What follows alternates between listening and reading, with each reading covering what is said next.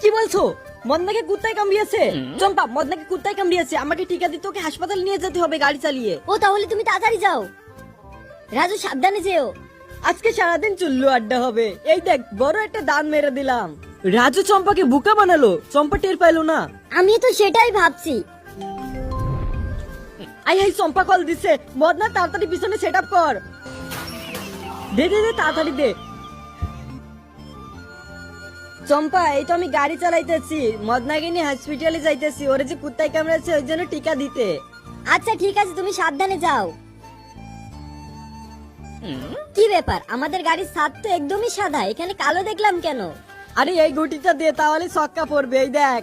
এখানে তো ভালোই আরামায়েশ করতেছো। হ্যাঁ হ্যাঁ, ঠিক বলেছো, তাই একটু করছি বটে। আরে তুমি যদি একজন কিউট ছেলে এবং মেয়ে হয়ে থাকো তাহলে ভিডিওতে লাইক করে চ্যানেলটিকে সাবস্ক্রাইব করে দাও। আর তুমি তোমার মাকে বেশি ভালোবাসো নাকি বাবাকে, কমেন্ট অবশ্যই জানিও।